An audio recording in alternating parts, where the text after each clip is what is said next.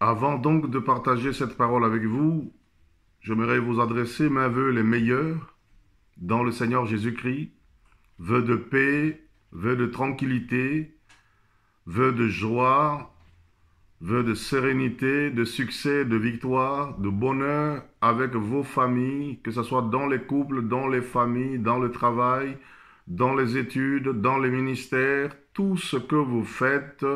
Ma prière est que la grâce de Dieu soit dessus et que vous y voyez sa main, bénissant continuellement son nom, car il est saint, il est saint, il est saint, et nul n'est saint comme lui. Tout nous vient de lui.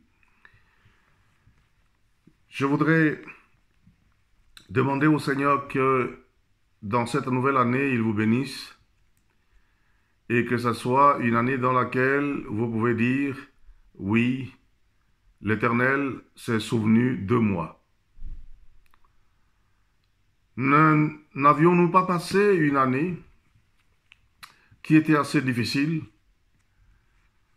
Cependant, quel que soit le degré de difficulté de l'année qui vient de s'écouler, Dieu est au contrôle de tout parce qu'il est au-dessus de tout.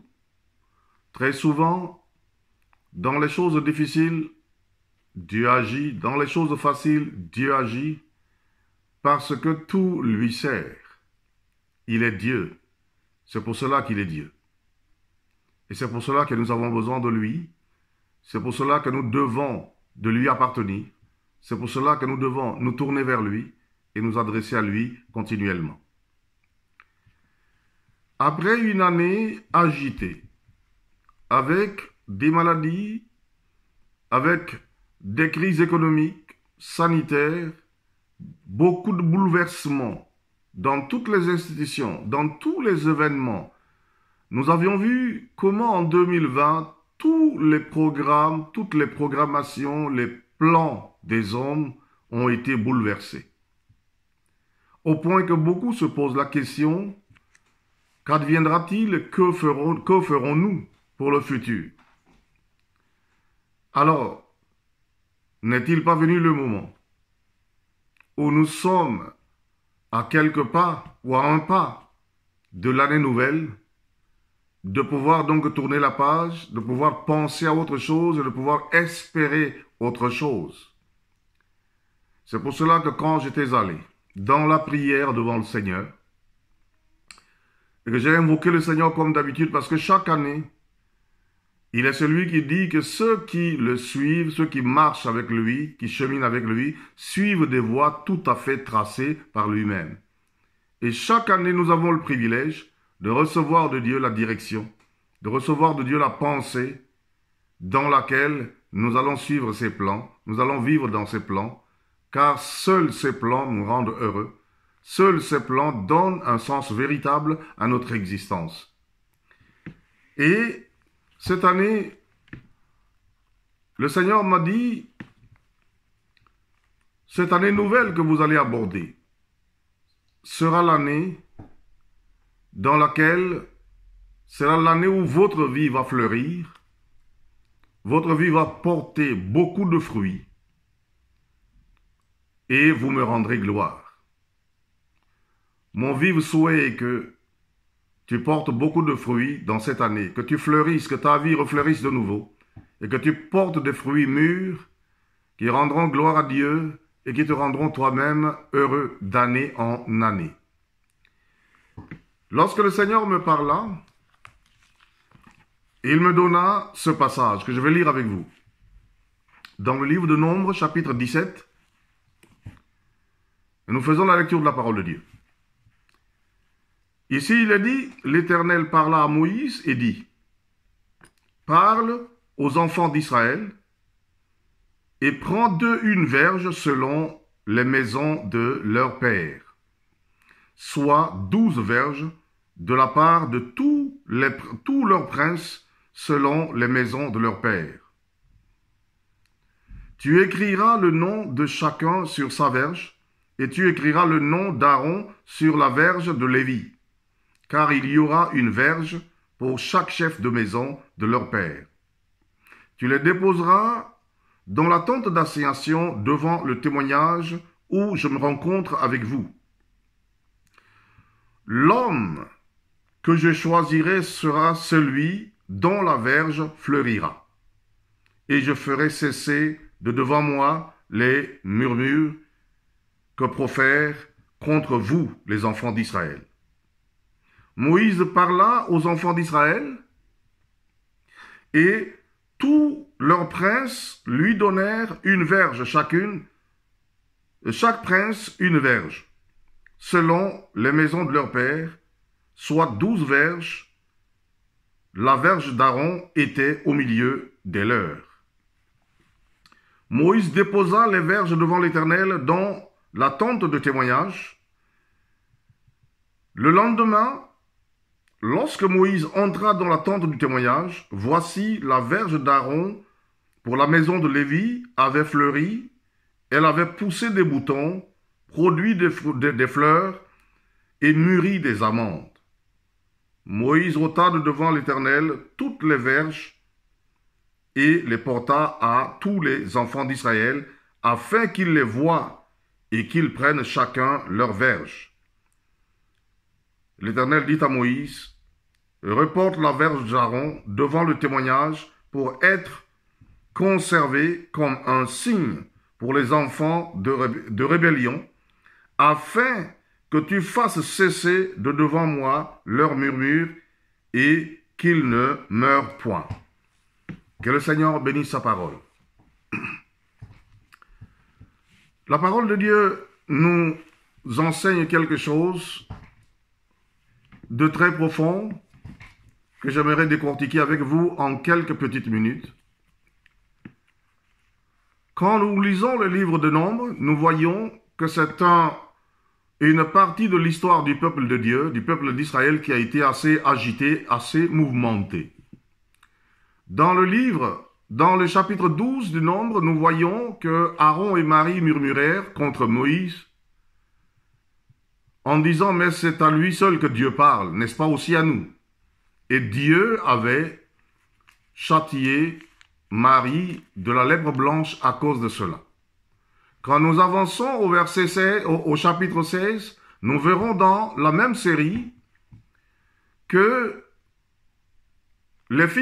Coré, Dathan et Abiram soulevèrent une partie du peuple contre Moïse et Aaron.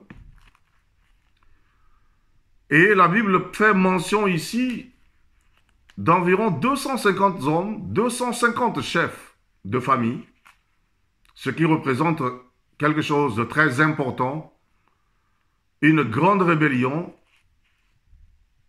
une grande fronde contre Moïse et Aaron. L'Éternel intervient dans cette situation et la terre a ouvert sa bouche pour engloutir les rebelles avec leur famille. Puis après, il y eut des mécontents qui étaient comme des soutiens de ces rebelles et qui furent consumés par le feu. Et puis nous arrivons dans le chapitre 17. Nous voyons ici que Dieu, voyant la contestation grandissante, la contestation qui ne prend pas fin, la difficulté du peuple à reconnaître l'autorité de Aaron, de Moïse, surtout l'appel de Dieu dans leur vie et leur position devant Dieu et face au peuple, Dieu va choisir un moyen qui vient de lui, un moyen qu'aucun homme, ni les rebelles, ni ceux contre qui on se rebellait, ne pouvaient imaginer, mais dans sa sagesse infiniment variée, pour faire taire les murmures, pour établir les choses de manière durable. Et cette histoire me rappelle aussi l'histoire du roi Salomon qui avait à juger, à trancher dans un litige où deux femmes qui dormaient dans une même maison, selon le livre de 1 Roi chapitre 3 du verset 16 à 28, et dont l'une avait étouffé son enfant, l'avait fait mourir, certainement sans le savoir, et qui après a pris l'enfant vivant de sa compagne pour dire que c'était le sien, et la discussion fut engagée. Quand vous regardez cette histoire, vous voyez que c'est un problème difficile, un problème très corsé, un problème qui semblait être inextricable, et que les chefs, comme vous voyez la structure parmi le peuple d'Israël, il y avait des chefs de 10, chefs de 100, chefs de 50 et de 100, etc., tout ça, essayèrent certainement de régler, mais n'arrivèrent pas. Et l'affaire va être portée devant le roi Salomon.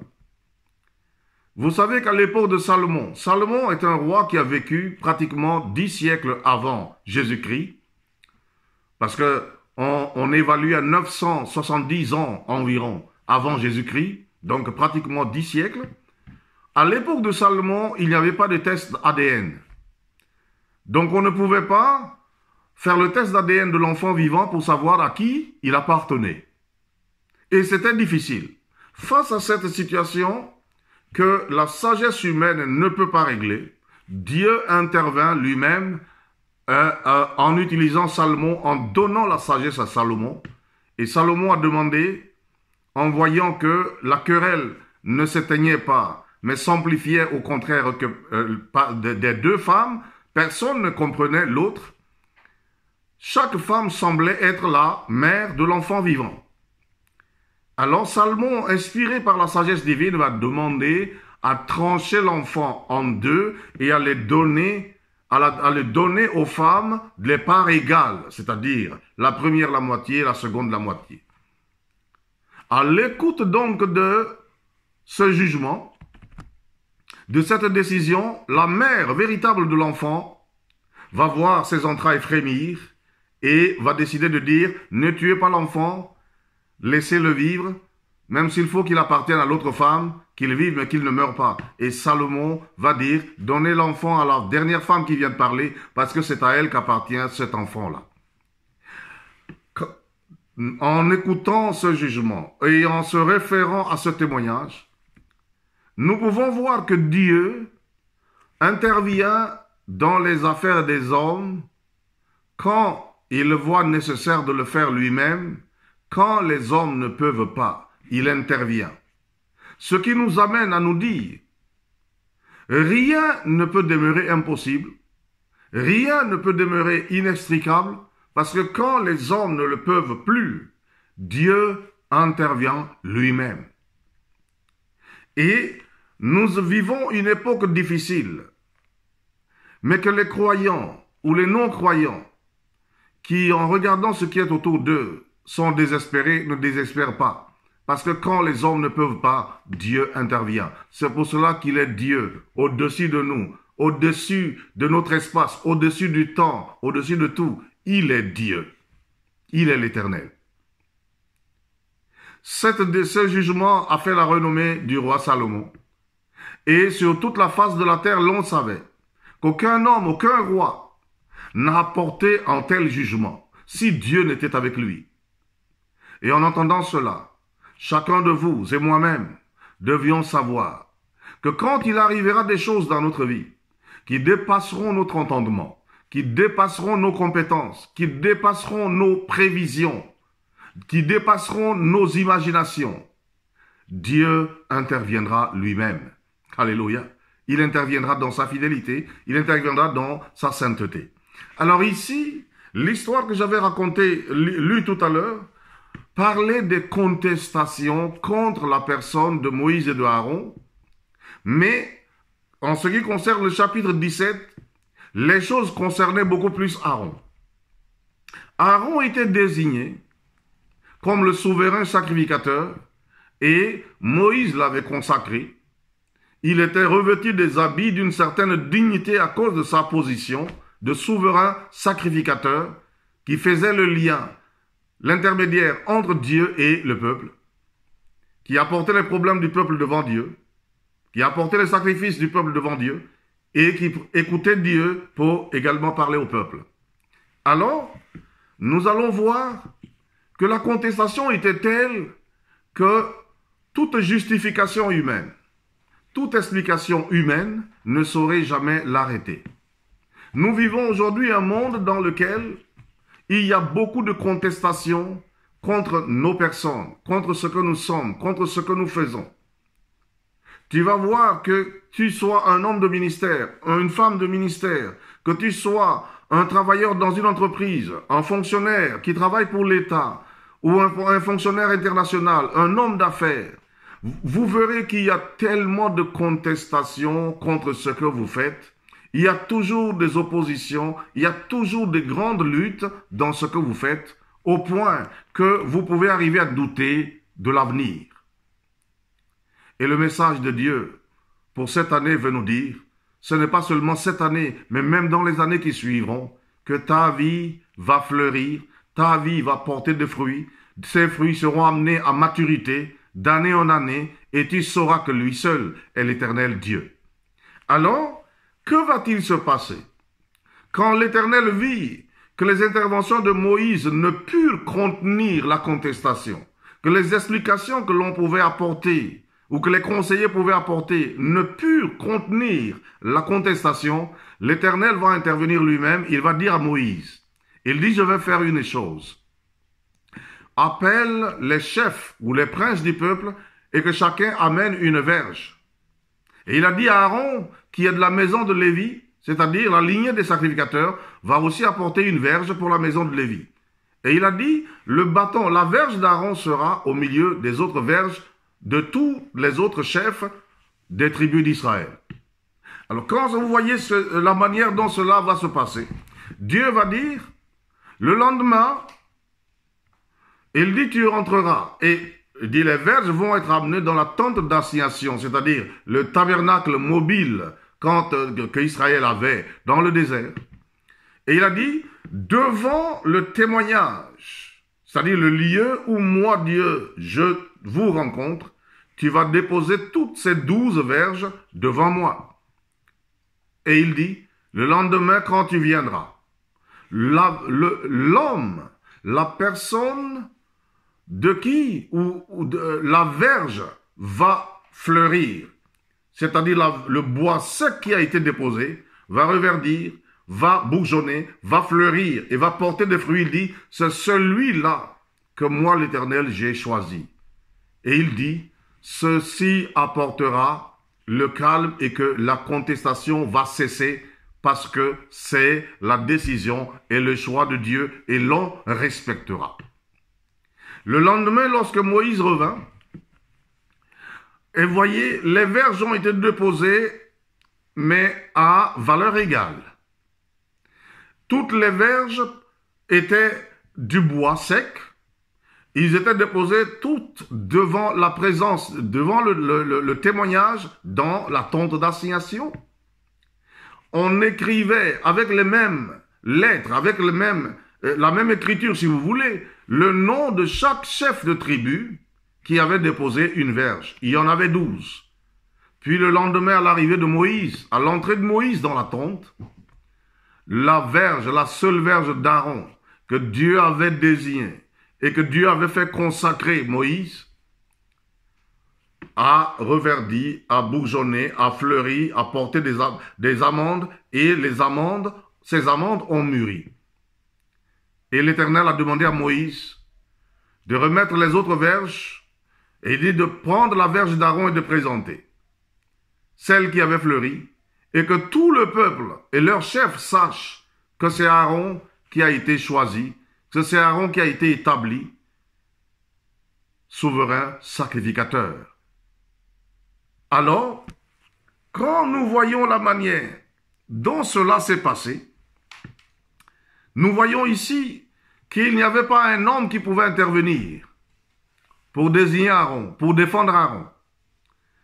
Dieu était le seul à choisir, comme il l'avait déjà choisi, et Dieu était le seul à décider. Et lorsque la verge d'Aaron, qui a fleuri, qui a porté des fruits, fut présentée, il y a deux choses qui sont passées. Les contestataires se sont tus parce que c'est la décision de Dieu. Alléluia. Les gens ceux qui étaient ignorants ou les soutiens ignorants des contestataires vont se rendre à l'évidence que c'est la décision de Dieu, que Aaron fut bel et bien choisi de Dieu et qu'il ne fallait pas donc s'obstiner à lutter contre lui. Bien-aimés frères et sœurs, j'aimerais vous dire ceci. lorsque Dieu a choisi de faire fleurir le bâton d'Aaron, les hommes ont reconnu que dans la tente d'assignation, les verges ont été apportées à chance égale. Elles ont été déposées dans le même endroit devant Dieu. Aucune intervention humaine n'était possible. Seule la décision de Dieu prévalait. Dieu a tranché et comme il l'avait dit, que les contestations cessent. Et les contestations ont cessé. Alléluia. Lorsque dans votre vie, il y a des choses qui viennent écorcher votre dignité, écorcher votre piété, écorcher votre courage, écorcher votre volonté ou amenuiser votre zèle dans ce que vous faites. Vous ne devez pas vous laisser troubler outre mesure. Je sais que beaucoup de gens ont perdu le goût de vivre. Beaucoup de gens furent endeuillés. Beaucoup ont perdu beaucoup de choses. Et ils ont perdu l'espoir de vivre. Mais j'aimerais vous dire, Dieu vous annonce une année pleine d'espoir, une année pleine d'espérance, une année pleine de bonheur, parce que vos vies vont fleurir de nouveau. Alléluia. Vos vies qui étaient sèches, les vies qui étaient sèches comme ces bois secs qui furent déposés dans la tente d'assignation, vont refleurir de nouveau. C'est la décision de Dieu, c'est la parole de Dieu, et Dieu ne ment point. Ce que je voudrais dire, cette parole s'adresse à plusieurs catégories de personnes. Il y a des gens qui, face aux contestations dans leur vie, peut-être que dans ton lieu de travail, dans ton ministère, dans ta famille, dans ton couple, et dans ce que tu fais, il y a beaucoup de contestations qui se lèvent. Les contestations représentent les hostilités auxquelles nous faisons face. Le Covid-19 peut être une contestation à ta vie, à ta prospérité, à ton progrès, à ton développement. Toutes les choses qui l'ont accompagné ont joué le même rôle. Il y a d'autres hostilités qui viennent se greffer à cela. Et tu aurais pu dire, mais j'ai vécu une année qui a été nulle, une année qui a été dévastatrice, et je n'espère rien du futur. Mais sache que le futur n'est pas fait du passé, le futur est fait de l'avenir. Et celui qui connaît l'avenir, c'est Dieu. Il y a beaucoup de gens face aux contestations. Les contestations peuvent être des échecs. Les contestations peuvent être donc des choses qui contribuent à l'échec, qui contribuent à la dégradation et qui t'empêchent d'aller de l'avant. C'est une marque d'opposition à ton bien. Et j'ai dit la première catégorie des gens, ce sont ceux qui, face aux contestations, ont facilement tendance à démissionner. Je démissionne de mon ministère, je démissionne de ce que je faisais, de mon service, je démissionne, j'arrête mes affaires, j'arrête le travail, je romps mon alliance dans la famille, dans le foyer. Ils démissionnent facilement. J'aimerais vous dire, Dieu ne nous a pas donné un esprit démissionnaire, mais Dieu nous a donné un esprit missionnaire. Dieu ne nous a pas donné un esprit de relâchement dans ce qui peut porter de l'espoir, mais qui rencontre à un moment donné des difficultés. Mais Dieu nous donne plutôt un esprit de persévérance qui nous fait vivre dans l'abnégation jusqu'à ce que nous arrivions à ce que nous souhaitions ou nous aspirions faire. C'est ça l'encouragement que l'Esprit de Dieu nous apporte.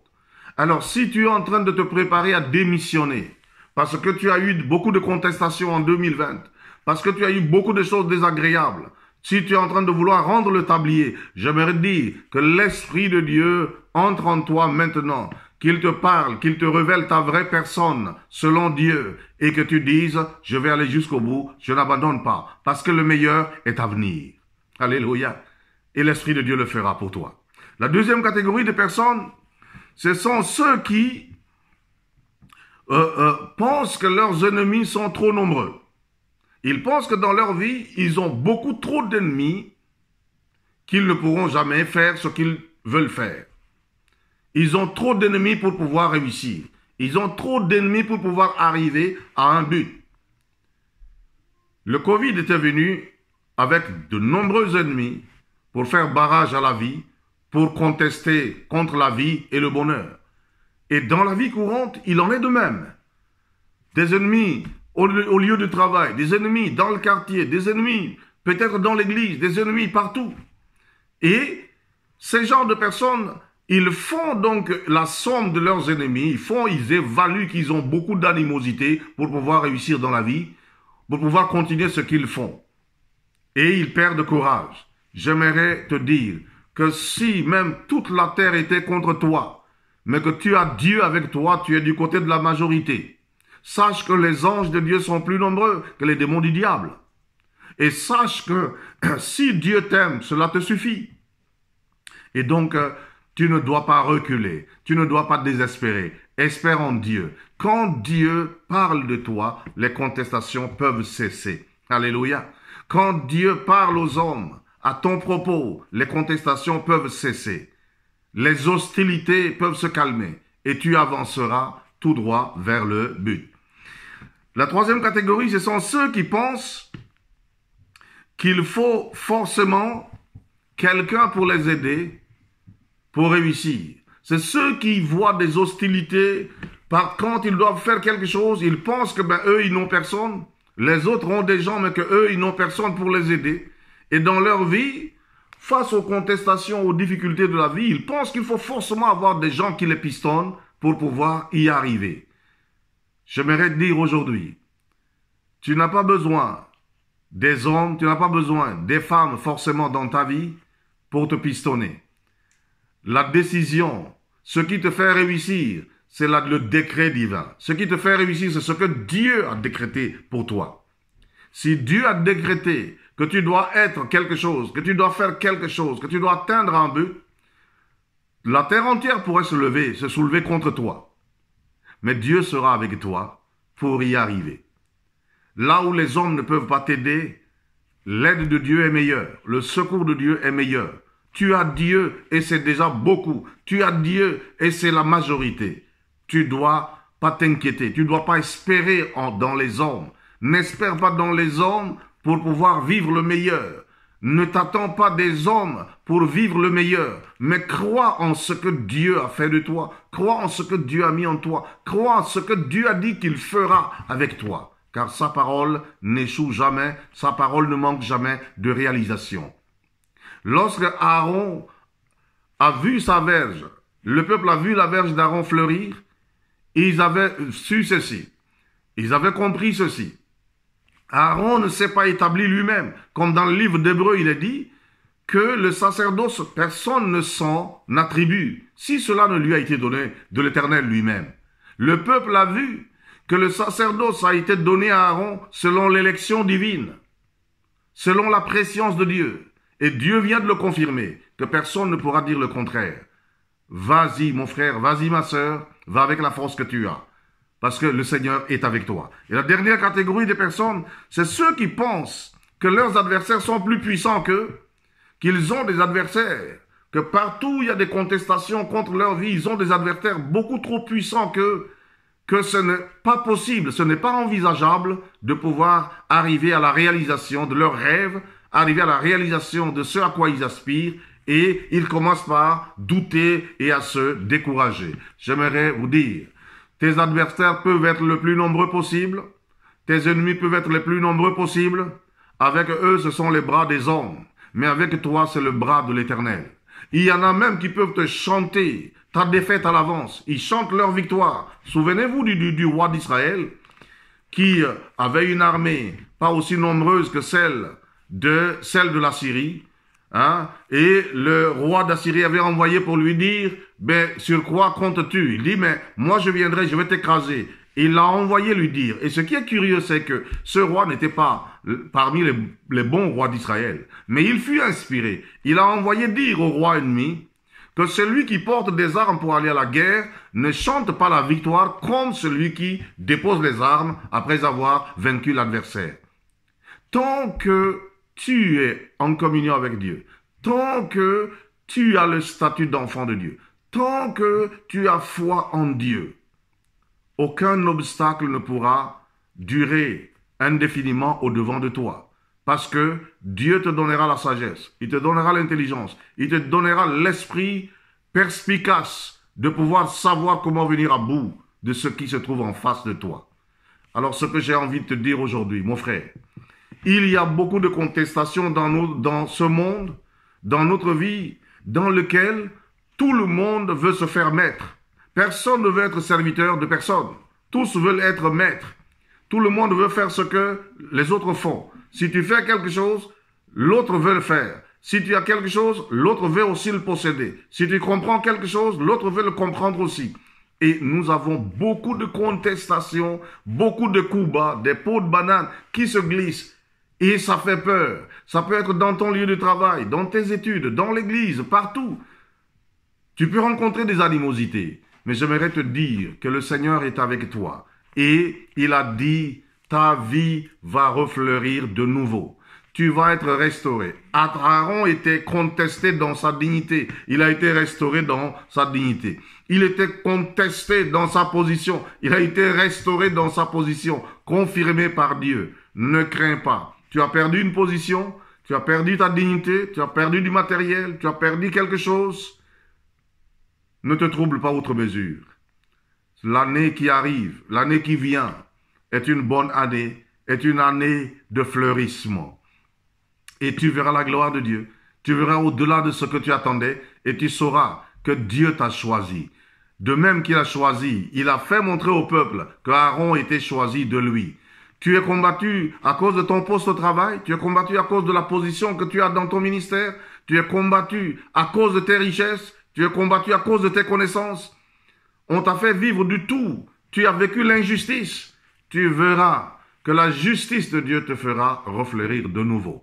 Moi, je crois de tout mon cœur. Quand le Seigneur parle, je prends ces mots au pied de la lettre parce qu'il est Dieu au-dessus de Dieu. Il est le Seigneur au-dessus des seigneurs. Il est au-dessus de toute puissance. Il est le Dieu de la vérité, le seul qui possède l'infaillible vérité. Et il accomplit sa parole. Ayez une bonne et heureuse année, pleine de témoignages, parce que vous aurez beaucoup de choses à raconter aux autres de la part de l'Éternel. Que Dieu vous bénisse, et nous allons prier au nom de Jésus-Christ. Seigneur notre Père et notre Dieu, dans le nom de Jésus-Christ, je te prie pour ceux qui suivent cette vidéo, qui suivent cet enseignement, qui reçoivent cette bonne nouvelle à l'aube d'une année nouvelle, que tu ouvres devant d'eux comme une page nouvelle et dans laquelle tu vas écrire une chose, tu vas écrire des événements heureux, tu vas écrire des histoires heureuses parce que tu veux les faire entrer dans ce qui est heureux après une telle année éprouvante que nous avons passée. Ta parole déclare que tu es celui qui blesse et qui guérit en même temps. Dans ta parole, il est dit, nous pouvons pleurer 1, 2 ou 3 jours, mais il dit l'Éternel nous relèvera. Nous te bénissons notre Seigneur et notre Dieu pour des vies tombées que tu vas relever, pour des vies qui sont devenues comme des bois secs et que tu vas faire reverdir et refleurir de nouveau. Nous te prions pour les familles qui se sentaient à terre et que tu vas par terre et que tu vas relever. Nous te bénissons pour des gens qui ont perdu leurs privilèges, qui ont perdu leur position et que tu vas relever. Nous te prions pour des gens qui étaient dans les nuages de confusion, mais que tu vas éclaircir. Merci pour cette bonne année que tu nous annonces. Merci pour cette bonne nouvelle que tu nous annonces. Merci Père pour tous tes bienfaits. Et merci surtout pour des vies, des hommes et des femmes, des enfants, des jeunes et des vieux qui vont rendre témoignage pour ce que l'Éternel a fait. Que l'Éternel vous bénisse de son trône de grâce, de son trône d'amour, et qu'il vous fasse du bien d'année en année. Au nom de Jésus-Christ. Amen.